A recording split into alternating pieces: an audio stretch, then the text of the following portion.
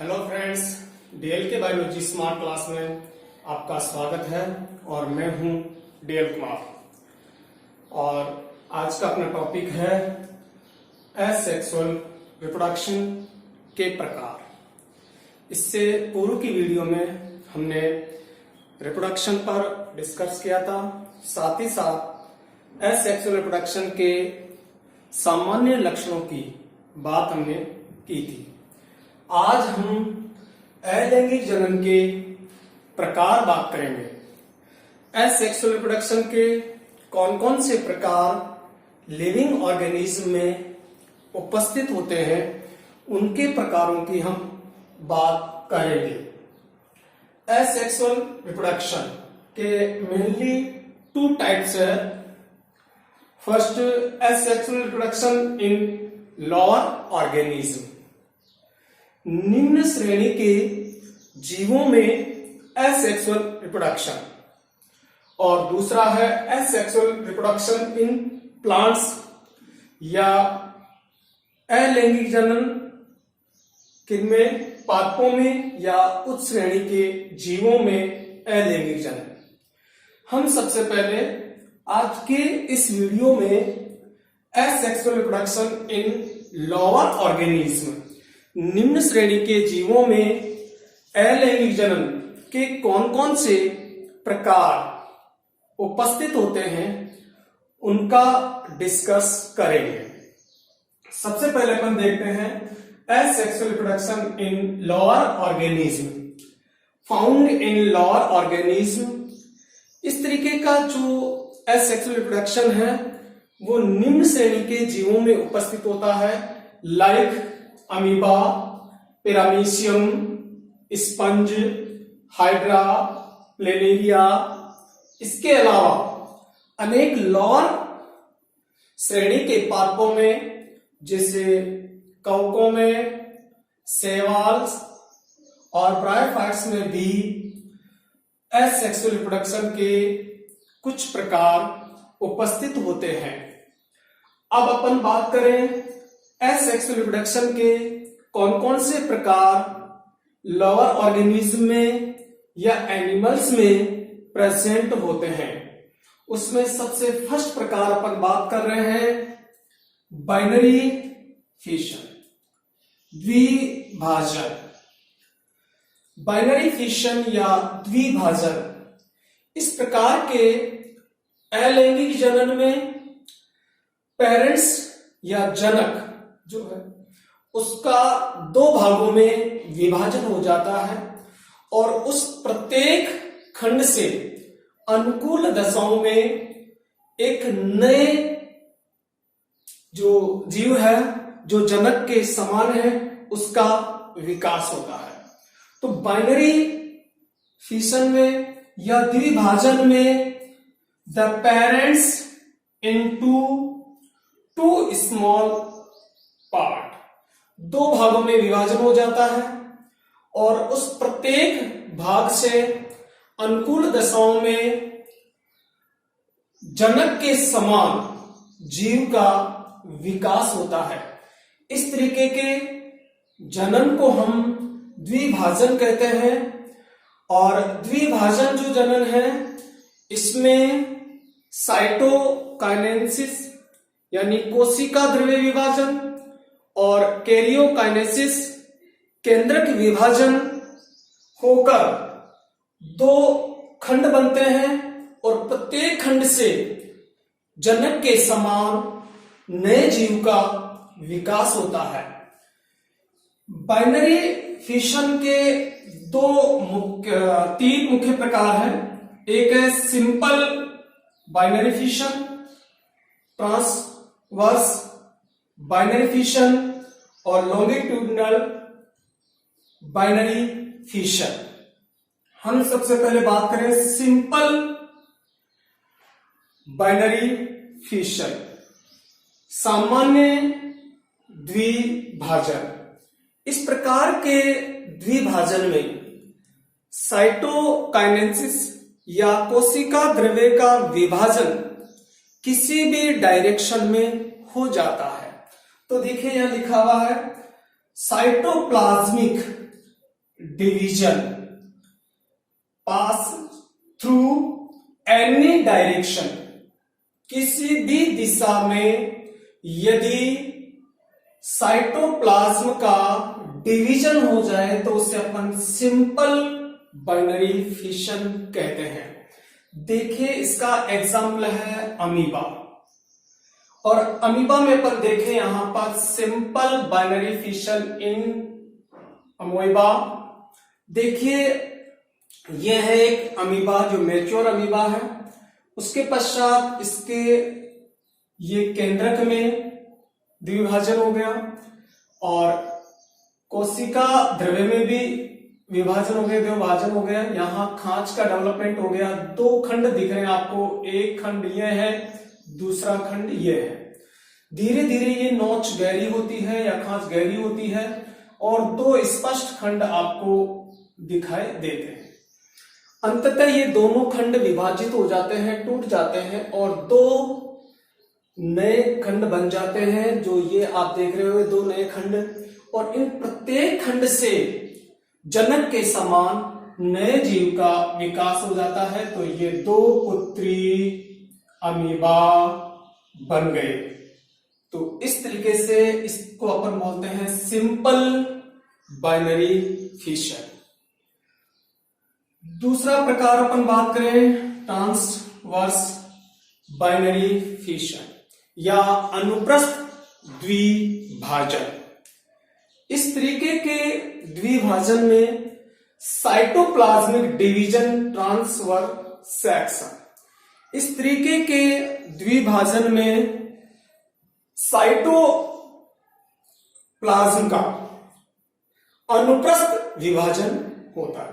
किस जैसे अपन ने भी बात देखा, अपन ने देखा कि सिंपल किसी भी डायरेक्शन में नहीं हुआ, कोई सी भी डायरेक्शन में दो भागों में विभाजित हो जाता है। इसमें केवल और केवल अनुप्रस्थ विभाजन होता है, अनुप्रस्थ दिशा में कोशिका द्रव्य का विभाजन होता है। अनुप्रस्थ इसका अपन कहते हैं अनुप्रस्थ। देखिए अपन इसका एग्जाम्पल है अनुप्रस्थ विभाजन का, प्लेनेरिया है, पैरामीशियम है। हम यहां देखें यह है पैरामीशियम। पैरामीशियम में हम देख रहे हैं ट्रांसफर बाइनरी फिशन। ये पैरामीशियम है, यहां देखो यहां दो एक खांच बन गई, किस दिशा में बनी? अनुप्रस्थ दिशा में। और अंततः ये पट बनकर इस तरीके से, जिसे यह बोलिए इस तरीके से इसका विभाजन हो गया और दो पुत्री पैरामीशियम का निर्माण हो गया। तो ट्रांसवर्स बाइनरी फिशन इन पैरामीशियम। तो अनुप्रस्थ द्विभाजन में कोशिका द्रव्य का अनुप्रस्थ एक्सिस पर या अनुप्रस्थ दिशा में दो खंड बनते हैं और प्रत्येक खंड से अनुकूल दशा में जनक के समान नए जीव का विकास होता है।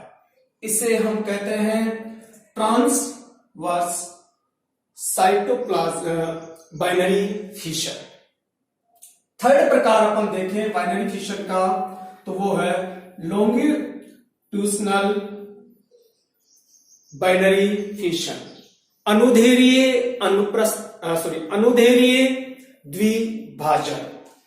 अनुदैर्घ्य द्विभाजन, इस तरीके के द्विभाजन एसेक्सुअल रिप्रोडक्शन में कोशिका द्रव्य का अनुदैर्घ्य एक्सिस पर विभाजन होगा और इसका एग्जाम्पल है हाइड्रा।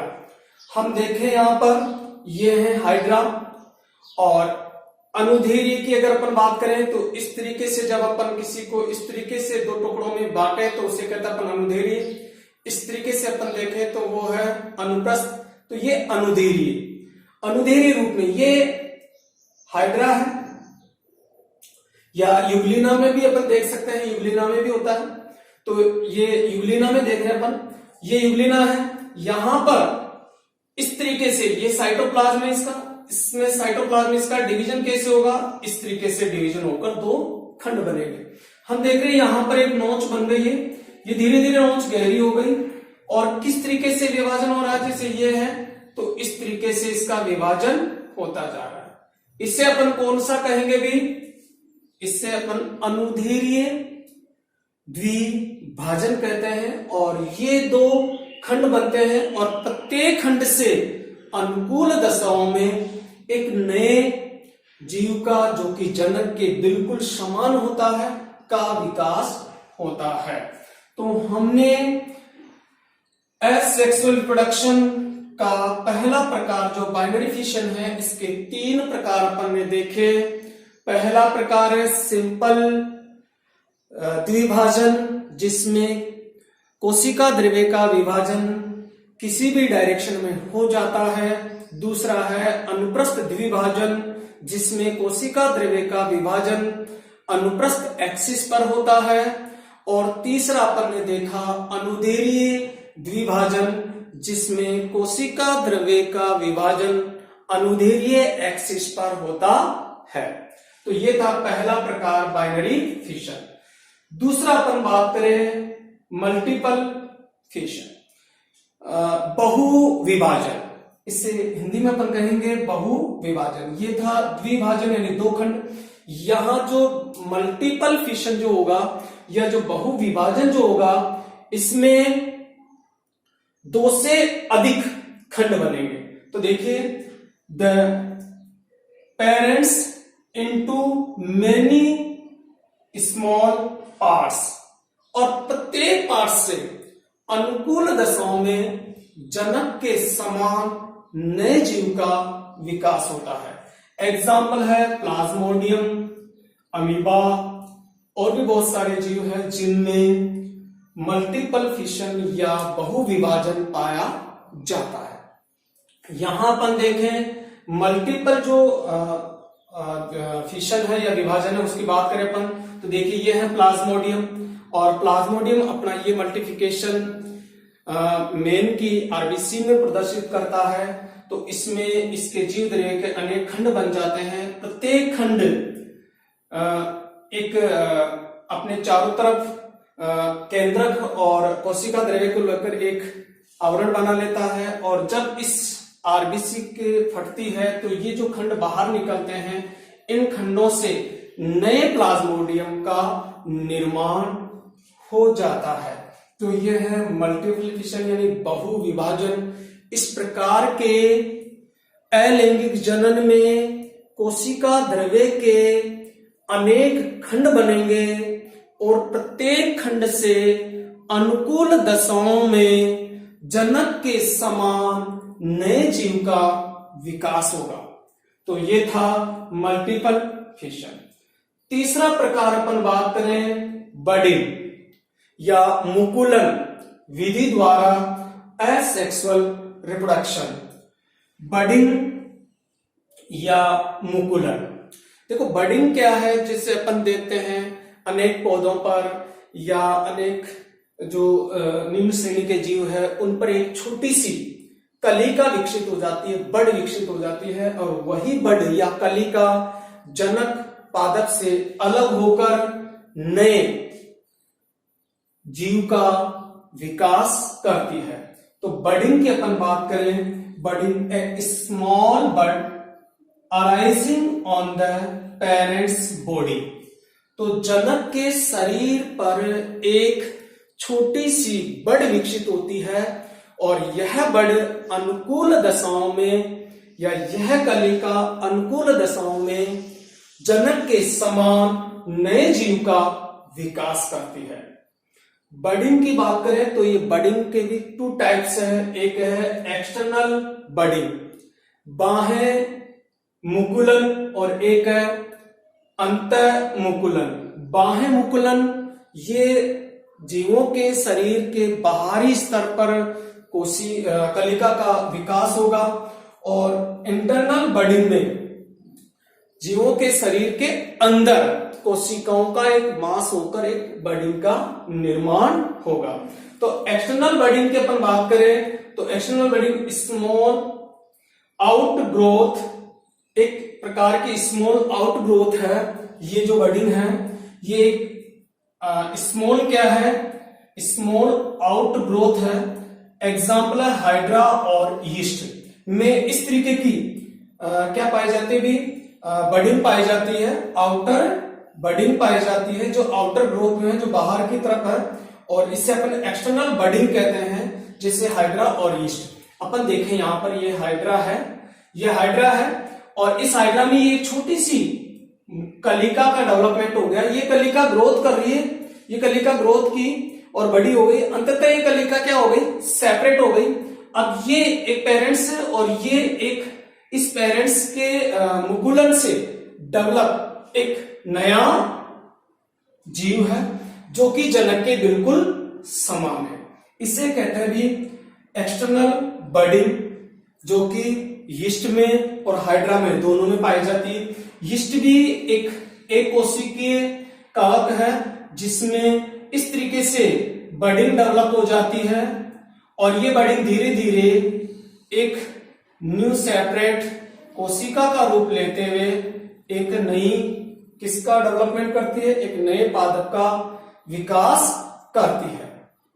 तो ये था भी एक्सटर्नल बडिंग। इंटरनल बडिंग के पर बात करें, the mass of cell enclosed in common envelope called the gemmules, या गैम्यूल्स के नाम से उसे अपन जानते हैं। तो इंटरनल में स्पंज में या जो स्पॉन्जिला है उनमें इस तरीके का रिप्रोडक्शन होता है, इंटरनल बडिंग डेवलप होती है। इसमें इंटरनल में एक कोशिकाओं का समूह बन जाता है।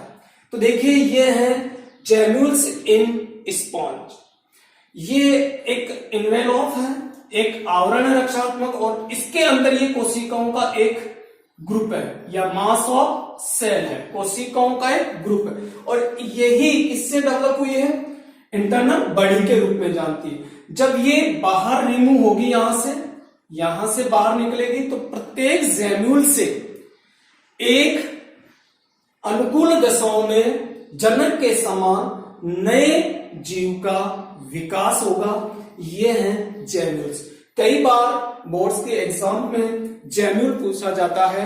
गैम्यूल क्या है, तो यह एक इंटरनल बडिंग की क्रिया से विकसित जननकाई है जो स्पंज में और स्पॉन्जिला में उपस्थित होती है, और अनुकूल दशाओं में इससे जनक के समान नए जीव का विकास होता है। अगला अपन बात करें फ्रेगमेंटेशन, विखंडन। अगला जो एसेक्सुअल रिप्रोडक्शन का प्रकार है फ्रेगमेंटेशन या विखंडन है। देखो, विभाजन और विखंडन। विभाजन परिपक्व या किसी भी लिविंग ऑर्गेनिज्म की मैच्योर कंडीशन में स्वतः होता है, और फ्रेगमेंटेशन किसी भी दशा में बाहरी आघातों के कारण यदि किसी लिविंग ऑर्गेनिज्म का या जीव का शरीर दो या दो से अधिक खंडों में टूट जाता है, और उन खंडों से अनुकूल दशाओं में नए जीव का विकास हो जाता है, तो उसे अपन कहते हैं फ्रेगमेंटेशन या विखंडन। तो विभाजन का मतलब है स्वतः टूटता है, इसमें परिपक्व अवस्थाओं में स्वतः दो भागों में या मल्टीपल में दो से अधिक खंडों में स्वतः विभाजन होता है, जबकि फ्रेगमेंटेशन में बाहरी आघातों के कारण या बाहरी किसी फोर्स के कारण दो या दो से अधिक खंडों में जीव का शरीर टूट जाता है, और उस टूटे हुए खंडों से अनुकूल दशाओं में नए जीव का विकास होता है, उसे कहते हैं फ्रेगमेंटेशन। तो देखिए, the breaking up into two और मोर पार्ट्स, दो या दो से अधिक पार्ट्स में उसका विभाजन हो जाता है, और अनुकूल दशाओं में प्रत्येक खंड से एक नए जीव का विकास हो जाता है। इसे हम कहते हैं फ्रेगमेंटेशन। इसका एग्जाम्पल अगर अपन बात करें तो है स्पाइरोगायरा। कवकों में और शैवालों में फ्रेगमेंटेशन या जो विखंडन है, इस तरीके का अलैंगिक जन्म सामान्य रूप से देखने को मिल जाता है। बाहरी हलचलों के कारण या बाहरी आघातों के कारण इनके तंतु टूट जाते हैं, और उन टूटे हुए तंतुओं से अनुकूल दशाओं में नए जीव का क्या हो जाता है, भी विकास हो जाता है। इसी को अपन कहते हैं फ्रेगमेंटेशन या विखंडन। और इसका एग्जाम्पल स्पाइरोगायरा, जैसे मान लीजिए ये एक शैवाल या कवक तंतु है, मान लीजिए किसी कारण से यहां से इसका ब्रेक हो गया, यहां से इसका ब्रेक हो गया, तो ये अनुकूल दशाओं में नए शैवाल तंतुओं का विकास कर लेंगे। तो बाहरी आघातों के कारण इसमें विभाजन होता है। इस तरीके के जनन को अपन क्या कहते हैं, फ्रेगमेंटेशन। अगला अपन एसेक्सुअल रिप्रोडक्शन का अगला प्रकार बात करें, सिस्ट एंड स्पोर्स। सिस्ट यानी पुटिका और स्पोर या बीजाणु। पुटिका व स्पोर के माध्यम से भी लिविंग ऑर्गेनिज्म में या लोअर लिविंग ऑर्गेनिज्म में एसेक्सुअल रिप्रोडक्शन अनेक प्रकार से होता है, जिसमें सिस्ट और स्पोर का निर्माण होता है। ये जो सिस्ट और स्पोर है ये प्रतिकूल दशा आने पर बनता है और अनुकूल दशाएं आने पर उनसे नए जीव का विकास हो जाता है। सिस्ट मीन्स पुटिका है, जिसमें क्या होता है कि जैसे मान लीजिए ये एक सेल है, ये इसका न्यूक्लियस है, कोई भी लिविंग ऑर्गेनिज्म है, इसके चारों ओर एक रक्षात्मक आवरण बन जाता है। ये एक प्रोटेक्शन लेयर है, ये प्रोटेक्शन लेयर बन जाती है और ये प्रोटेक्शन लेयर इसको प्रतिकूल दशाओं से बचाती है। जैसे अनुकूल दशाएं आती है, इस सिस्ट के द्वारा नए लिविंग ऑर्गेनिज्म का डेवलपमेंट आरंभ हो जाता है। इसमें अनेक ये जो साइटोप्लाज्म में इसके अनेक खंड बन जाते हैं और इन खंडों में प्रत्येक केंद्रक के भी प्रेजेंट होते हैं और इनके चारों ओर एक आवरण बन जाता है। सिस्ट टूटती है और ये खंड बाहर आते हैं और नए जीव का विकास करते हैं। तो सिस्ट में जो प्रतिकूल दशाएं आती है तो कोई भी जो निम्न श्रेणी के जीव है उनकी कोशिका के चारों ओर रक्षात्मक आवरण बन जाता है और उस रक्षात्मक आवरण के कारण ये प्रतिकूल दशाओं से बच जाता है और अनुकूल दशाओं के आने पर इसका जीव द्रव्य अनेक खंडों में विभाजित होते हुए नए जीव का विकास करता है जो जनक के समान होता है। ये है सिस्ट। इसी प्रकार अपन बात करें स्पोर, सिस्ट और स्पोर एक जैसे ही है। इसमें भी चारों तरफ वही एक रक्षात्मक आवरण बनेगा और इनके जीव द्रव्य और केंद्रक से अनेक छोटे छोटे स्पोर बने। अनुकूल दशाएं आने पर सिस्ट के चारों जो स्पोर है उसके चारों तरफ का जो रक्षात्मक आवरण वो फटेगा इसके सेल के चारों ओर का, और स्पोर कहाँ आ जाएंगे, बाहर आ जाएंगे और जर्मिनेट होकर नए जीव का निर्माण करेंगे। शैवालों में, कवकों में, जीवाणुओं में सिस्ट और स्पोर के माध्यम से भी एसेक्सुअल रिप्रोडक्शन होता है।